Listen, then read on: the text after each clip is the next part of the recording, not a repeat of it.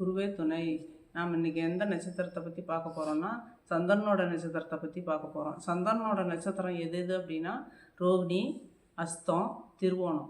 இந்த 3 நட்சத்திரமும் சந்திர பகவானோட நட்சத்திரம்.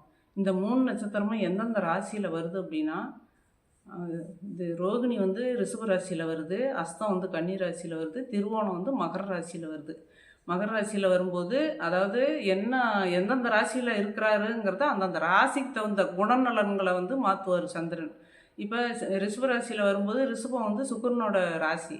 அப்போ அவர் வந்து ரொம்ப தன்மையாகவும் மென்மையாகவும் எல்லா குழந்தைகள்னா எல்லா மற்ற கிரகங்களுக்கும் தான் நம்ம ஜாதகத்தில் நம்மளையும் சந்திர பகவான் பார்ப்பார்.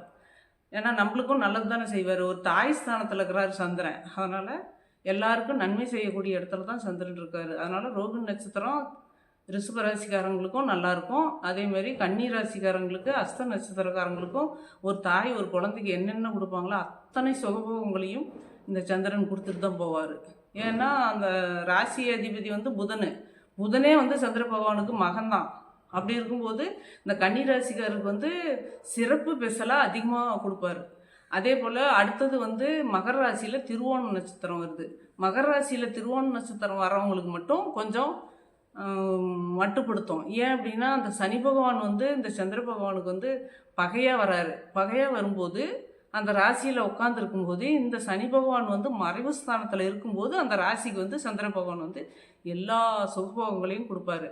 அதே சனி பகவான் மறைஞ்சி இல்லாமல் நேருக்கு நேராக உங்கள் பிறந்த ஜாதகத்தில் இருந்தாங்க அப்படின்னா சந்திர பகவான் கொடுக்கறதுக்கு முடியாது. ஒரு தாயால் வந்து எதிரிக்கிட்ட போய் நின்று பண்ணவே முடியாது. எது செய்கிறதா இருந்தாலும் அந்த எதிரி ஏற்றுக்கிட்டா தானே செய்ய முடியும்.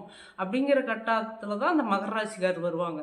அந்த மகர ராசியில் இருக்கிறவங்க அந்த சனி பகவான் வந்து இந்த சந்திர பகவானுக்கு மறைஞ்சி இருந்தாங்கன்னா இந்த சந்திர பகவான் வந்து அந்த மகர ராசிக்காரரை கண்டிப்பாக கடைசி வரை நல்ல முன்னேற்றத்தில் காப்பாற்றுவார். அப்படி இல்லாத பட்சத்தில் சனி பகவான் நேருக்கு நேர் சந்திர பகவானுக்கு நேருக்கு நேர் இருந்தாங்க அப்படின்னா அவங்களுக்கு கொஞ்சம் பின்னோக்கி பலன்கள் தரத்துக்கு உண்டான வாய்ப்பை தான் இந்த சந்திர பகவான் வந்து கொடுப்பாரு. அப்படி இருக்கிறாரு. அதே நேரத்தில் வந்து நீங்கள் இந்த 3 நட்சத்திரக்காரரும் நட்பு நட்சத்திரத்தில் நீங்கள் நல்லது செஞ்சீங்கன்னா எல்லாம் நல்லபடியாக நடக்கும். இது உங்கள் நட்சத்திரத்திலே செஞ்சால் நல்லது. ஏன்னா சந்திரன்னா தாய்ங்கிற ஸ்தானம் கொடுத்துருக்கும்போது உங்களுடைய நட்சத்திரத்திலேயே அதிகமாக நீங்கள் நல்ல காரியத்தை எல்லா காரியத்தையும் செய்யலாம்.